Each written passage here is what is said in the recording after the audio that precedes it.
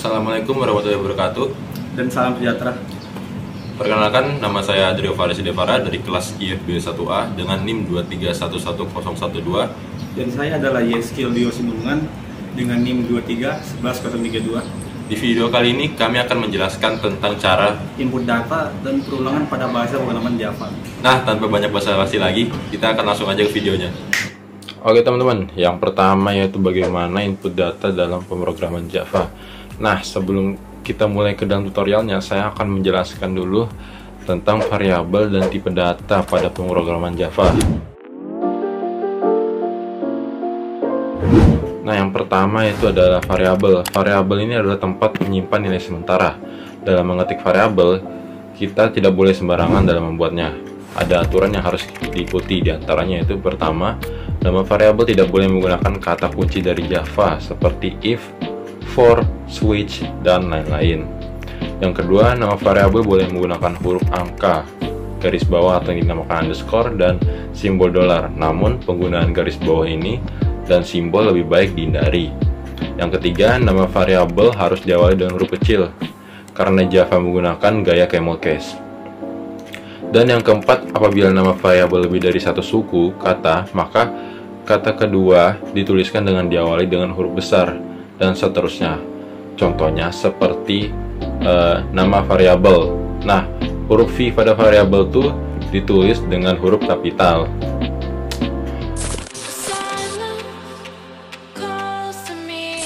Oke, selanjutnya adalah tipe data. Apa itu tipe data? Nah, tipe data ini adalah jenis data yang tersimpan dalam variabel. Nah, tipe data pada pemrograman Java ini secara umum terdapat beberapa macam, yaitu ada tipe data karakter atau char, yaitu tipe data yang berisi karakter. Lalu ada tipe data integer atau yang disingkat dengan int. Ini adalah tipe data yang berisi angka atau bilangan bulat. Lalu ada tipe data floating point atau yang disingkat dengan float. Tipe data ini berisi bilangan desimal. Lalu ada tipe data double floating point atau yang disingkat dengan double.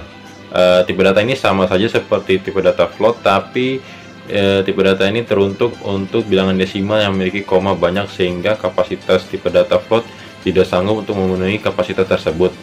Lalu ada tipe data string yang berisi kumpulan dari karakter yang membentuk teks. Lalu setelah itu ada tipe data boolean, yaitu tipe data yang hanya bernilai true dan false. Nah teman-teman, kalau tipe data ada macam-macam data yang bisa kita proses. Kalau variabel adalah wadah yang kita gunakan untuk menyimpan data dengan tipe data tertentu teman-teman. Jadi itu tadi adalah penjelasan seputar variabel dan tipe data dalam pemrograman Java. Selanjutnya kita akan lanjut ke penjelasan seputar input data dalam pemrograman Java.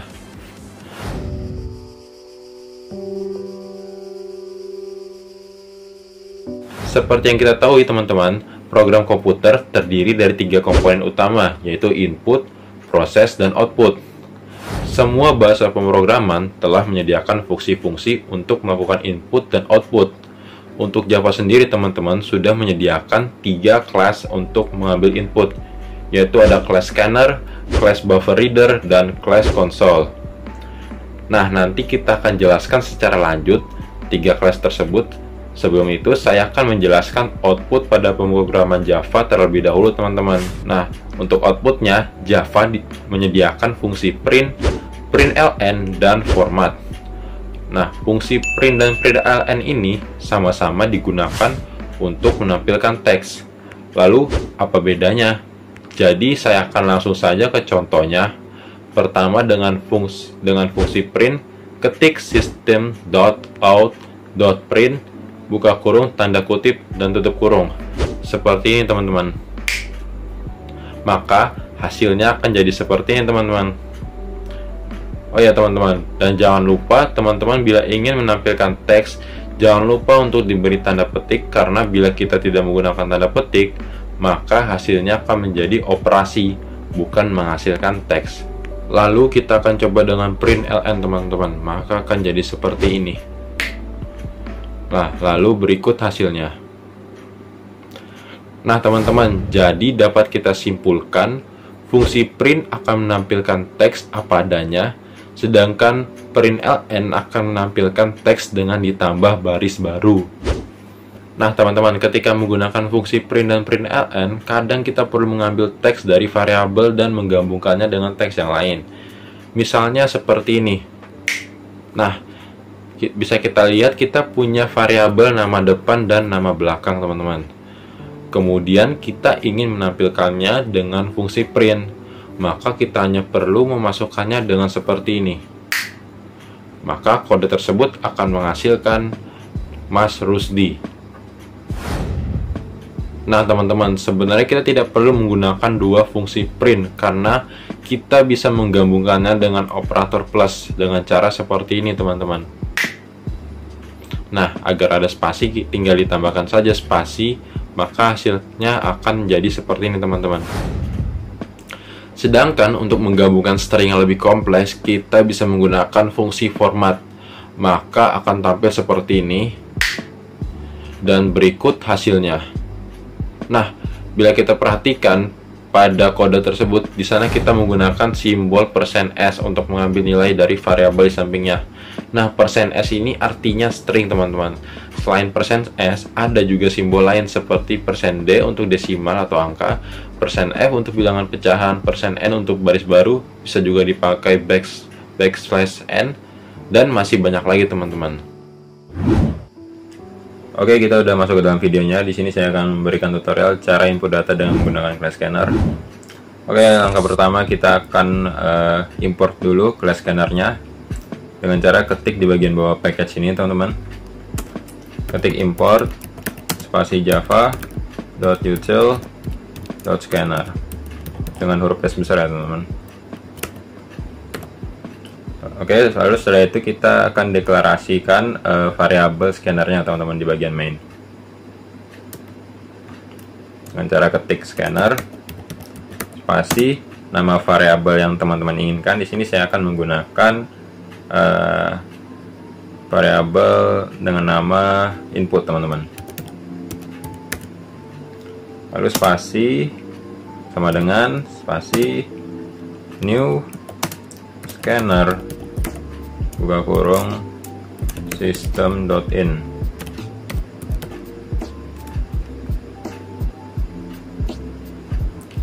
Lalu ketika kita udah selesai deklarasi variabel scannernya, selanjutnya kita akan mendeklarasikan variabel-variabel untuk input data tersebut, teman-teman.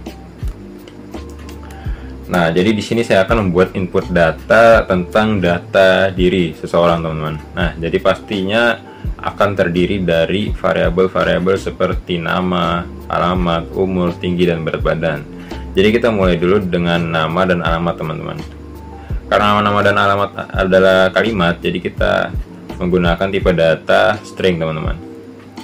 Baik, kita ketik string spasi nama, koma, spasi alamat. Selanjutnya umur adalah bilangan bulat, jadi kita menggunakan integer, teman-teman.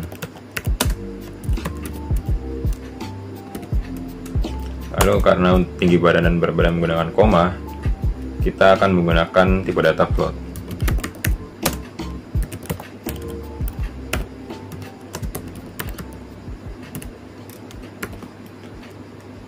Setelah kita sudah deklarasikan variabel-variabelnya, selanjutnya kita akan menampilkan output-outputnya, teman-teman.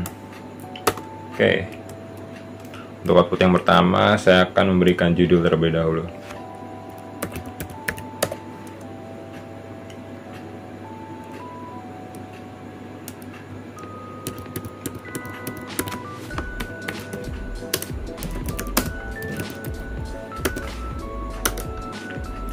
Oke, sini saya sudah memberikan judul, teman-teman. Jadi apabila teman-teman agar mudah, tidak perlu harus mengetik system.out.print seperti itu, teman-teman tinggal ketik aja SOUT lalu ketik tab pada keyboard, maka akan langsung tampil seperti ini, teman-teman. Nah, berikutnya kita masukkan nama spasi tik 2 harus spasi lagi. Setelah itu kita masukkan scannernya agar kita bisa inputkan data ke nama ini, teman-teman. dengan cara ketik nama sama dengan input titik next line, teman-teman.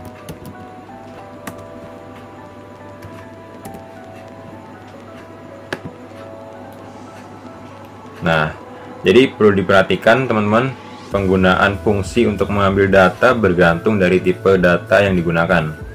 Misal tipe datanya adalah string, maka fungsi atau metode yang dipakai adalah next line, teman-teman. Begitu juga dengan tipe data lain, integer menggunakan next int, double menggunakan next double, dan seterusnya, teman-teman. Nah, jadi seperti ini ya, teman-teman.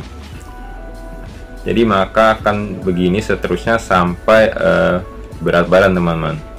Nah, jadi daripada lama-lama, videonya dipercepat saja, teman-teman.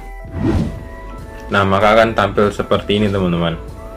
Nah, tadi error merah-merah di sini karena terdapat salah ketik di bagian tinggi ini, teman-teman.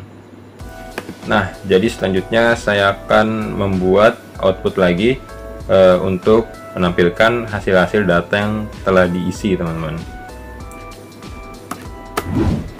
Oke, maka akan tampil seperti ini, teman-teman. Nah, bisa teman-teman lihat di sini saya menggunakan operasi tambah untuk membuat seperti menjadi kalimat yang padu, teman-teman. Lalu di sini saya menggunakan sama dengan untuk jadi garis membatas gitu, teman-teman. Oke, kita coba saja lihat hasilnya, teman-teman.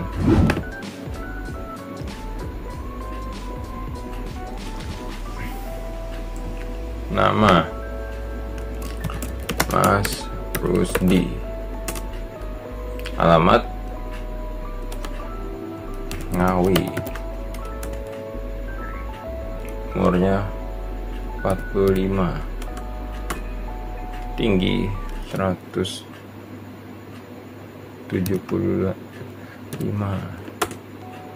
beratnya 67. Nah, jadi akan tampil seperti ini, teman-teman, hasilnya. Bisa dilihat nih, tulisannya Mas Rusdi tinggal di Ngawi, berumur 45 tahun, dengan tinggi badan 175 cm dan berat badan 63 gram. Oke, selanjutnya cara input data menggunakan class buffer reader. Class ini sama seperti class scanner, tapi class buffer reader ini sebenarnya tidak hanya untuk mengambil input data dari keyboard saya, teman-teman. Class ini juga dapat digunakan untuk membaca input dari file dan jaringan. Class buffer reader ini tidak bisa bekerja sendirian, dia juga butuh teman, yaitu class input stream reader dan class IO exception. Oke, kita mulai saja dengan mengimport 3 class tersebut, teman-teman. Nah, teman-teman, maka mengimport 3 class tersebut maka menggunakan kode seperti ini, teman-teman. Import java.io buffer reader menggunakan id, lalu import java.io exception dengan IOI-nya huruf besar, lalu yang terakhir import java.io.output stream reader huruf S besar dan R besar, teman-teman, dan juga I-nya. Lalu kita akan menambahkan throws IO exception pada bagian ini, teman-teman. Nah, jadi seperti ini, teman-teman. Selanjutnya kita akan memuat variabel input stream reader dan buffer readernya, teman-teman. Kodenya seperti ini, teman-teman. Buffer reader spasi variabel yang diinginkan, di sini saya menggunakan br spasi sama dengan spasi new buffer reader buka kurung ISR, teman-teman. Nah, kalau sudah kita masukkan variabel buffer reader dan input stream reader ya, teman-teman, kita akan membuat input datanya sekarang. Nah, jadi kita akan buat contoh yang lebih simpel saja ya, teman-teman, seperti menginput nama. Nah, jadi kita akan mulai saja dengan mendeklarasikan variabel menggunakan tipe data string, lalu variabelnya nama. Nah, lalu kita akan menambahkan output untuk mengisi input data nama tersebut, teman-teman. Nah, jadi akan seperti ini, teman-teman, ya. Lalu kita akan menambahkan buffer readernya, teman-teman. Nah, teman-teman bisa lihat. Nah, dengan cara ketik nama spasi sama dengan spasi variabel buffer reader yang tadi kita udah masukkan, yaitu br titik read line teman-teman. Kalau scanner menggunakan next, sedangkan buffer reader itu menggunakan read line teman-teman. Lalu untuk tipe data integer, buffer reader menggunakan fungsi read saja teman-teman. Lalu kita di bawah akan menambahkan lagi output isi variabel nama yang sudah kita isi tersebut teman-teman. Jadi akan tampil seperti ini teman-teman. Oke, kita langsung saja running, lihat hasilnya.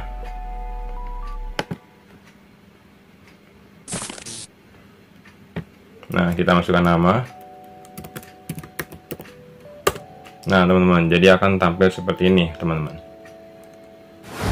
Nah, yang berikutnya ada Class Console teman-teman. Nah, karena Class Console tidak bisa digunakan langsung di NetBeans, jadi saya akan menjelaskan aja Class Console itu seperti apa teman-teman ya. Jadi Class Console ini hampir sama dengan buffer reader, dia juga menggunakan fungsi read line untuk mengambil input, akan tetapi class ini hanya bisa digunakan di lingkungan konsolnya teman-teman, seperti terminal dan CMD teman-teman. Nah, untuk menggunakan class ini kita perlu mengimport terlebih dahulu seperti mengetik import java.io.console teman-teman.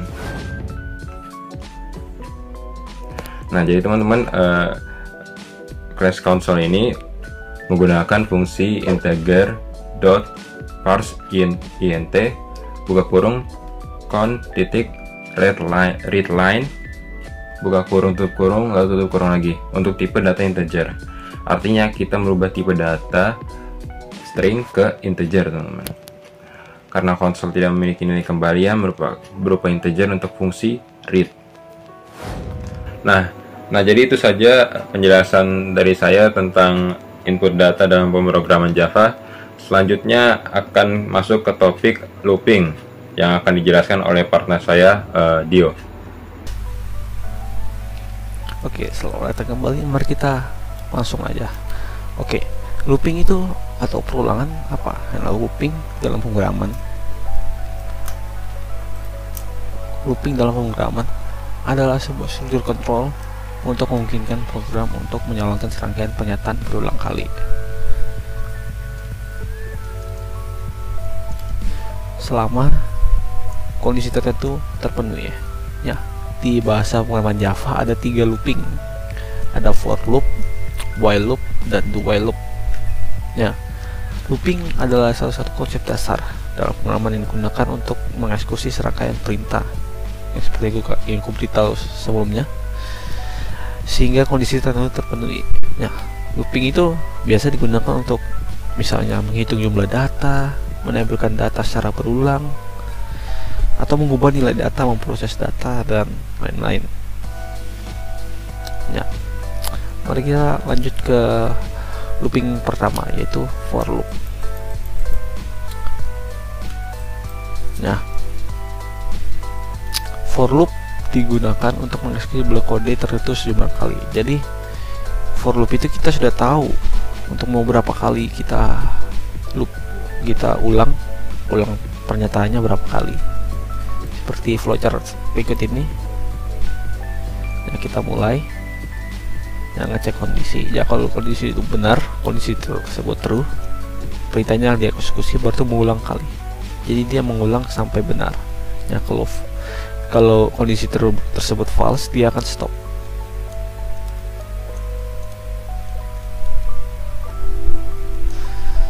Contoh struktur sintaksnya seperti berikut. Menggunakan keyword for, terus inisialisasi, kondisi, iterasi. Misalnya kita mau mengulang 10 kali. Jadi di sini pengulangan pertamanya berarti 0. Ya, di sini kita ngecek misalnya 0 lebih dari 10. Terus iterasinya 0 ditambah. Seperti yang dilihat di bawah sini kan. Maaf, kurang dari 5 atau 10, jadi 0 kurang dari 5, dia akan mengulang sampai 0 tersebut jadi 5. Jadi tiap kali melakukan iterasi, dia akan menambah 1.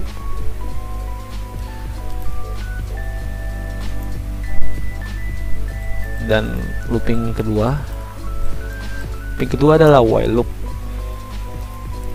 while loop digunakan untuk mengeksekusi blok kode selama kondisi tersebut dibilang true.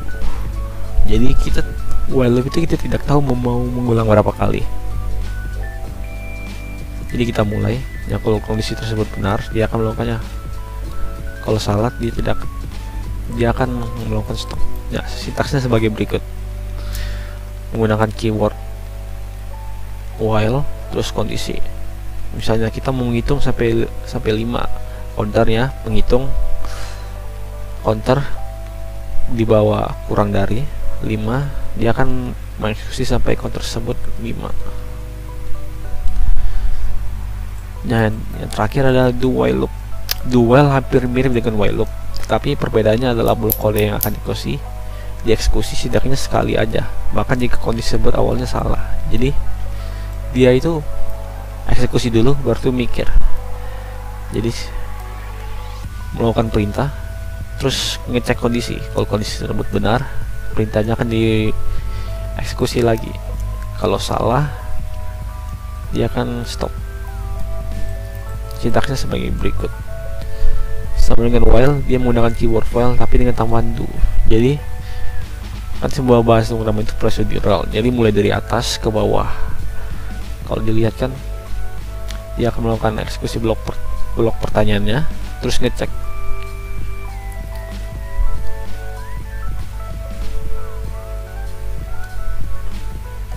Di sini dia akan mengecek. Ya, apa perbedaannya dari 3 tersebut?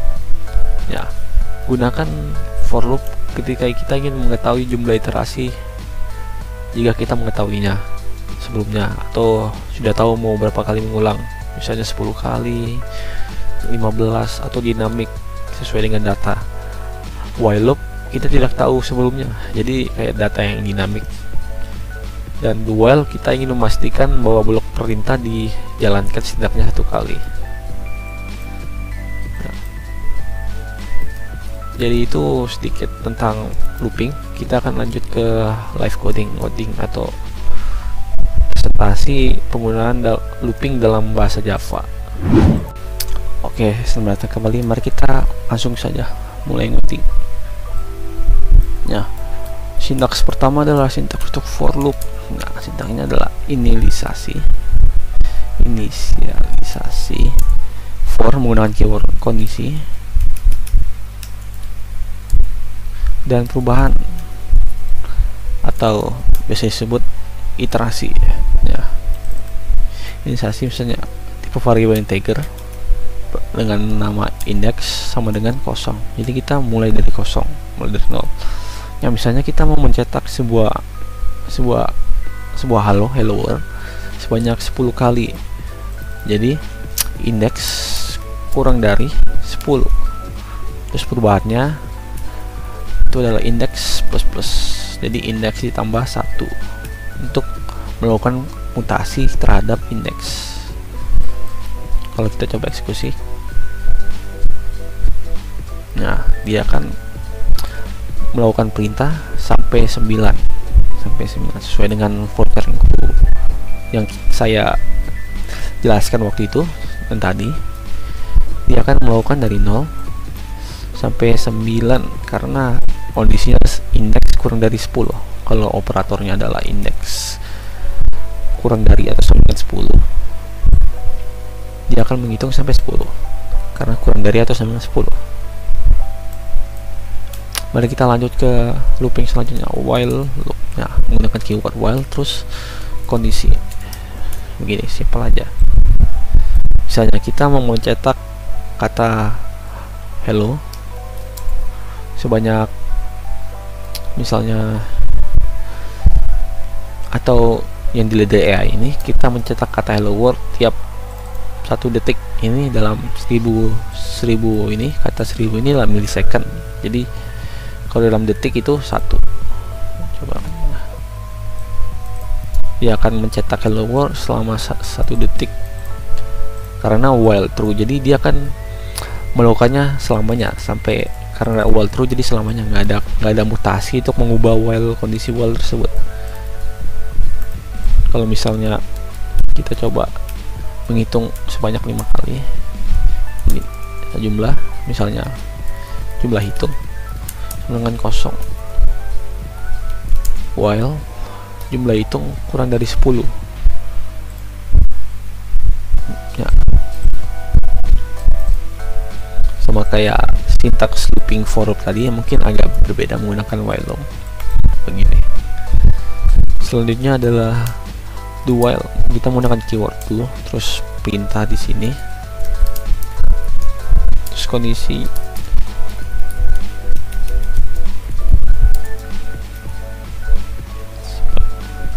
seperti ini.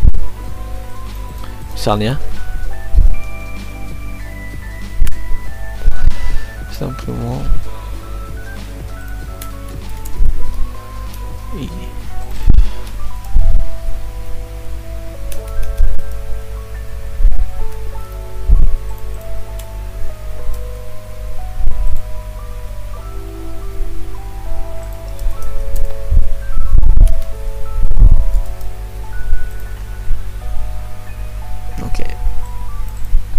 sama kayak looping tapi while loop, tapi dia akan mengeksekusi dulu baru ngecek.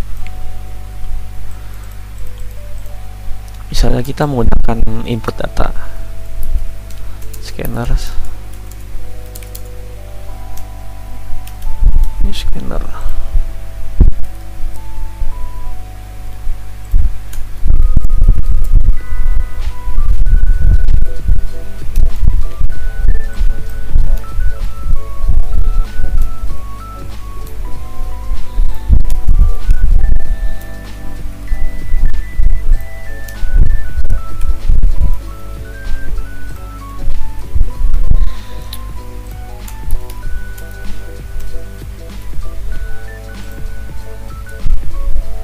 nah ini input data misalnya kan 10 ya, karena kondisinya ada angka bukan dari 0.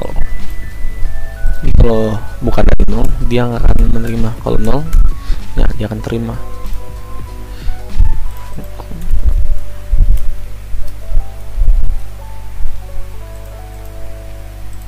Misalnya 100, 10, 100, 200, 403. Kalau misalnya 0 kan Anda memasukkan kan 0.